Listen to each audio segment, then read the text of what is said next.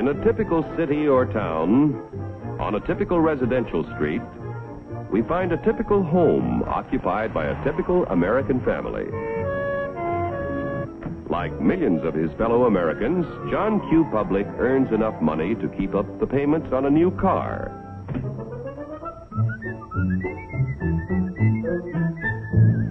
He takes great pride in owning a fine, new, long-term mortgaged home that was built to last a lifetime.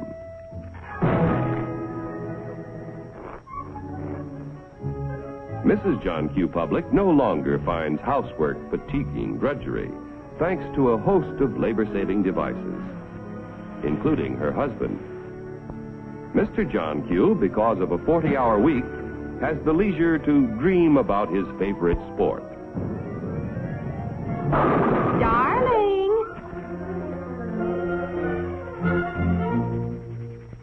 Oftentimes, in a secluded corner of his private den, John Q. reflects on some of the better things he has done with his life. Insurance to protect his family if he is called before his time. Money in a savings account for emergencies, for summer vacations, and to help put John Q. Jr. through college. In spite of the high cost of being a husband and father, John Q. has a private little nest egg. His practical nature tells him it ought to do more than collect moths. Let's see, where did I put this thing? I know it's... common stock. Do I own any? I don't even know what they are. In that case, it might be a good idea to get a little information with a fellow who owns and operates a company that makes and sells oil drums.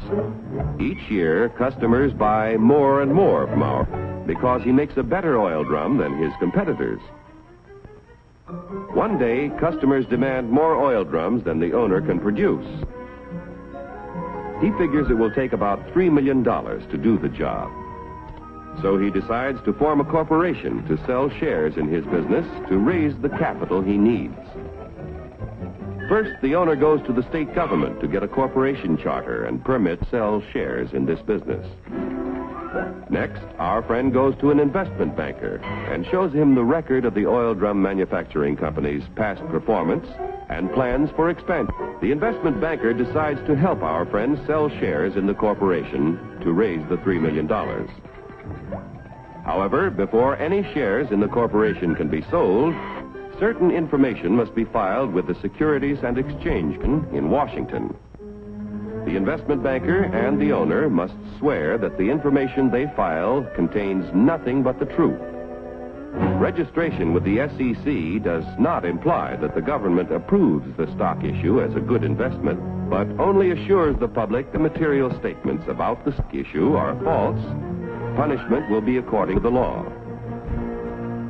After SEC registration is effective, the investment banker pays the owner $3 million in exchange for a certain number of shares in the Oil Drum Manufacturing Corporation. The investment banker sells shares of the common stock to people at a price of $3 million investment and shows a profit for his services in selling the stock. Money received from the sale of shares in the business builds a new and better plant, which produces more and better oil drums. The people who bought common stock own proportionate shares in the corporation, tools, equipment, and all of its assets. Common stockholders elect the directors of the corporation. Directors represent the stock and are responsible for the way the business is run. Directors determine the amount of dividends, if any, to be paid out of earnings to the stockholders. Naturally, when stockholders invest in a business, they hope to receive dividends to help pay for necessities of life. Within a few short years, an increasing demand for the company's product poses a friend. How can he fill all the orders? He will have to build more plants and buy more tools to increase production of oil drums. It will take about $20 million to do the job. One way to get this additional capital is to sell more stock to many more people. So the Oil Drum Manufacturing Corporation votes to send its president to the New York Stock Exchange to see if their common stock can qualify for listing. The corporation wants to list its securities on the exchange so that the additional stock they need to sell will be more attractive to investors all over the nation. Securities listed on the New York Stock Exchange can be sold for cash any time in this national marketplace. Each year, inquire about listing their securities, but only those which can pass a thorough examination as to their financial health are accepted. Calling the president of the Oil Drum Manufacturing Corporation. Calling the president of the Oil Drum Manufacturing Corporation. Report to examination room B. Attention all members of the stock list department. Report to examination room B. The Stock List Department examines the qualifications of corporations to be listed on the New York Stock Exchange. The corporation must have substantial assets in plants, tools, equipment, and cash. There must be a broad distribution of its shares among a large number of stockholders. The corporation must show successful management and sales records and annual net earnings at the time of listing of at least $1 million. The proposed stock issue must meet federal, state, and New York Stock Exchange regulations. The corporation must agree to report to its stockholders at frequent intervals. If the examination by the Stock List Department indicates the corporation meets minimum requirements of the exchange at the time of the examination, the corporation's application for listing is recommended. The Board of Governors of the New York Stock Exchange finally approves the application and sees that it is made public. Extra, read all about it. Now that the Oil Drum Manufacturing Corporation's stock is listed, its name is abbreviated for use on the ticker tape. Each time ODM stock or any other stock listed on the exchange is bought or sold, the ticker tape flashes all over the nation the price and number of shares traded. A buyer in Colorado wants to purchase some ODM stock.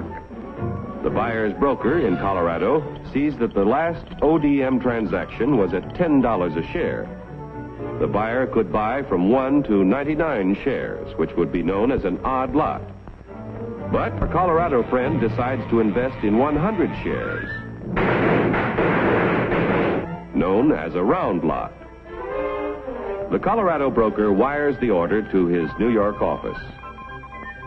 The buy order is telephoned to the floor of the New York Stock Exchange. It is given to the firm's floor partner, who becomes the representative of the buyer in Colorado. The floor partner goes to the post where ODM stock is traded.